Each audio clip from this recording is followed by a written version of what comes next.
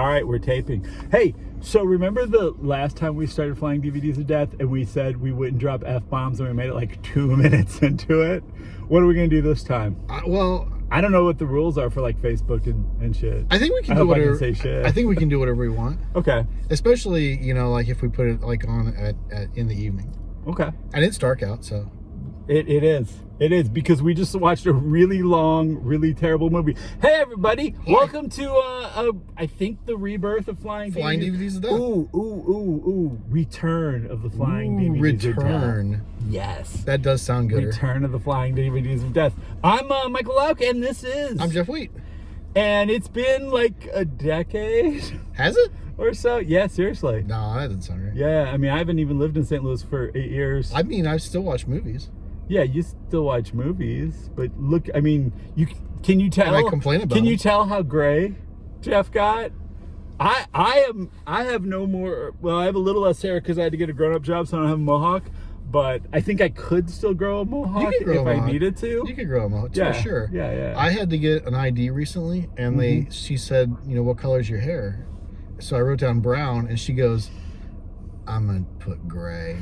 Oh, so I had to get an ID recently because I moved away, and I've returned to my old job, which I'm not going to talk about, but if people remember what my old job was, that's right. Anyway, I was getting an ID, and they have all that stuff on file, and the woman doing the ID went, oh, baby, if you didn't have to get a new ID every 2 years, you could have just used your old one. Oh. I know, right? Not me. Because old black ladies and me, we always get along. This was a young black lady. Yeah. She was not cool with me. Yeah. I was like, you just got to see the top. You're too short.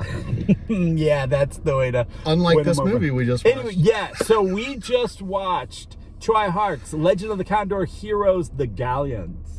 And... Yeah. It was... Well... So I love Condor Heroes. I love... Jin Young, a.k.a. Louis Cha, is... the master of wuxia, the modern wuxia revival. He wrote The Deer in the Cauldron, obviously all the Condor Heroes, Return of the Condor Heroes, so many incredible things. And Condor Heroes was recently, over the last few years, translated in English in its entirety. It's 4 volumes each about this thick, and they just started putting out Return of the Condor Heroes.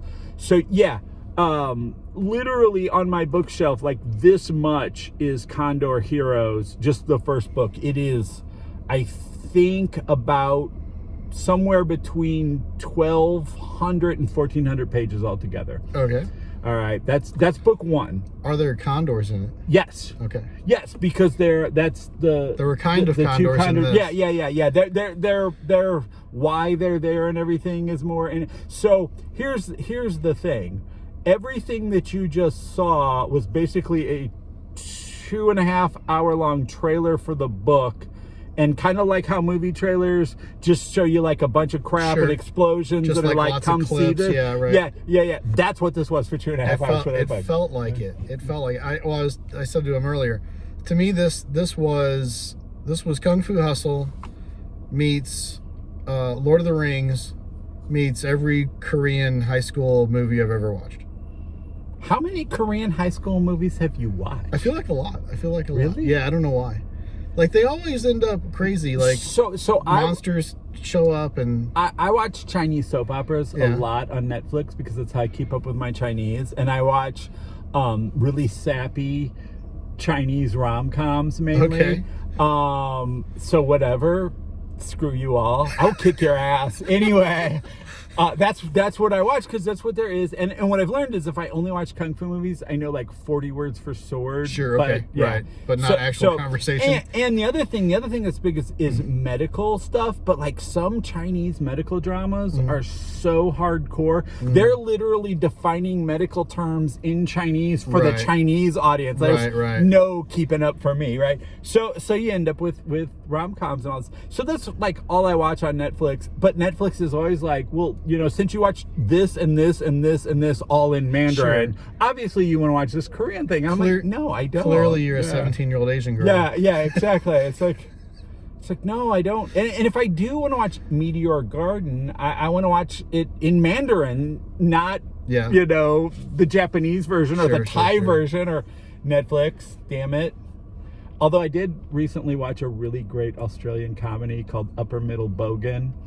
If you have Netflix, you should I've seen some of that. check it out. It's about a snooty kind of Karenish doctor who finds out she's adopted, and her family are like the kings of Australian drag racing, but the kings of Australian drag racing doesn't pay the bills, so they also own an HVAC firm. That's all racing. That's how that works. Apparently, in St. Louis, the word we would use for bogan is Hoosier. Yeah. And I know in other places that doesn't work the same, but in St. Louis, right. Look up what Hoosier means in St. Louis, and it's not nice. And that show is hilarious and way better than this movie. Yeah, well, I think a lot. So watching it with the subtitles, it felt like the translation wasn't great. Well, that's a hard one for me to call because so much of it was in Mongolian, right? Which as it turns out, I don't speak Mongolian. Neither do I. My Chinese is always that great, but it is way better than my Mongolian. I just like how often they said, "Check it out, check it out, check it out, check it out." Cool. All right. Yeah. So, Triarch has made so many good movies over the years. Double Team, like no, not Double Team. No.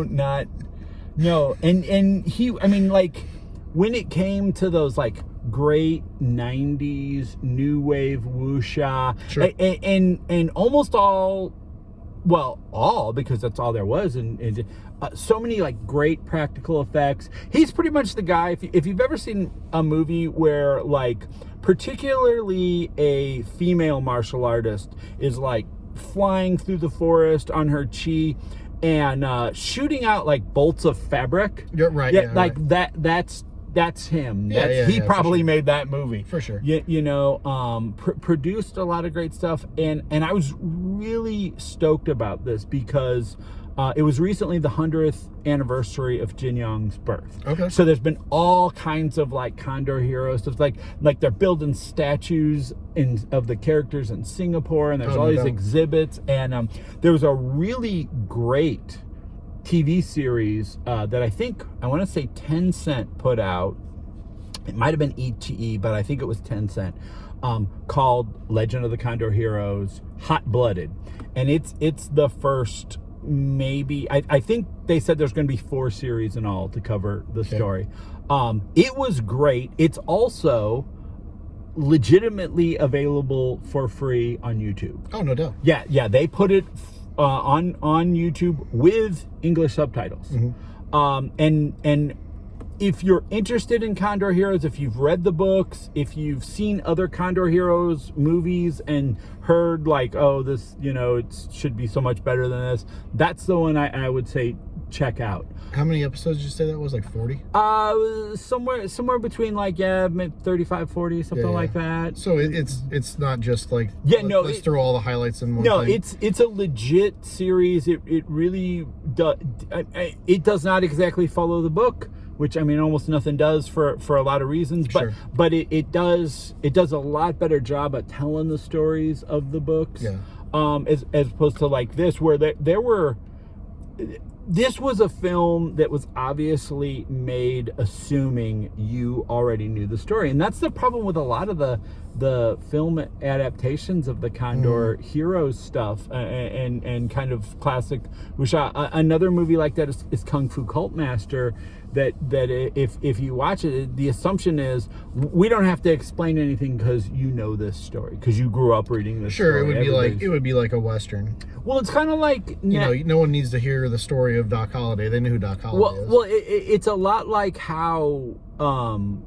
But in China, we would probably have to tell them who Doc Holliday is. Well, it's kind of like how everybody used to complain because every Spider-Man movie, every time they do it, it's like how he became Spider-Man, and we're all like, we get it, or like with Superman, and like that's like Man of Steel, I think is a great movie.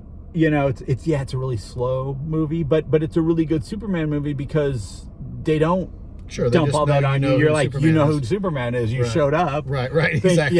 So obviously they played to their audience. Yeah, you didn't just stumble into this by accident. There's not like 30 minutes of fluff where we explain crap that you already know. And that's what this kind of is the same thing, but being familiar with the story, like still I think it doesn't work because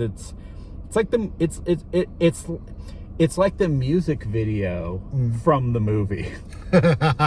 You know, it's like we saw Maverick flying, we saw like the highlights of the volleyball game. Sure, right. We saw everything. We might have even snuck in saying like I feel the need for speed or something like that between lyrics, and that was it. But again, if you get this book in English, or the 4 books that make it up in English, you're investing time. Weeks, months, right? It's like I said, something. I want to say, most of them are like $350, $295 to $350. Okay. You know, and there's 4 of them, and then they just started doing Return of the Condor Heroes. There's going to be probably another 4 or 5 taking up my bookshelf. But the translations are great. They're worth reading. But this is the kind of book, being that big, that literally has not only what's happened so far, but a cast of characters.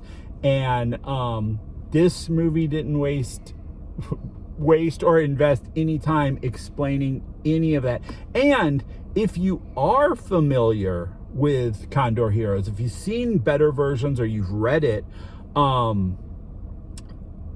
of the 2 sons of the heroes of the song of Sky Fury, Yang and there's only Gua Jing. There's no mention at all of his sworn brother at birth, which is like 3/4 of the book.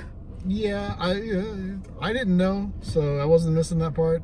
It's kind of like making The Godfather and being like, who doesn't need to really be in this? That Don Corleone guy. Let's just skip to Michael. Skip to Michael. Yeah, let's just skip to Michael. And yeah, that's kind of... Yeah. Well, either way, not great. Not great. Not even fun. Great. Didn't really understand a lot of it. I liked Kung Fu Cult Master better, and it's one of the worst jelly movies ever made. Kind of lost me quite a bit. I'll admit, I was kind of bored. I felt bad for you because I knew I'm like sitting there. I'm like, wow, I'm bored out of my ass, and I can understand a lot of what they're saying, and B, have read this book. Right. And I'm like, it's a good thing Jeff has popcorn, which I think you went through pretty quick. When I go to the movies, I have to get a thing of popcorn, a thing of Reese's Pieces, and I eat them at the same time. And I always finish them before the movie starts. I think, did you finish them before the trailers? Oh, almost certainly, yeah. Almost certainly. It's totally stupid. And you know what else sucked? I don't think there was a single trailer that made me go, I want to see that. No, not one. No, the trailers were awful. And as we're sitting in the parking lot, and we're going to tie this up in a minute because this is already like 3 times longer than I thought it was going to be. But looking at posters, there is a poster for that new Superman movie that's coming out. I think that's going to be good. I don't like James Gunn at all, but man, I saw that trailer and I teared up. Nathan Fillion's in it, so I'm going to watch it. Yeah, Nathan Fillion's in a lot of bad DC movies. I'm still going to watch them. Did you see the Suicide Squad? I did. And it was bad. I still watched it. But yeah, like I said, I don't like James Gunn. Like all the people are like, oh, but Guardians of the Galaxy is a big crap fest that doesn't make any sense. It's okay. The end, it's not okay. I don't think I even saw the one with Adam Warlock in it. But I saw the trailer for the Superman movie, and I swear I teared up. I'm like, oh man. No, it looks good. I think it's going to be good. I'm going to have to see I just like that the suit doesn't have fake abs. And Superman doesn't need fake abs. And the throwback to the Christopher Reeves theme. Very much. And crypto.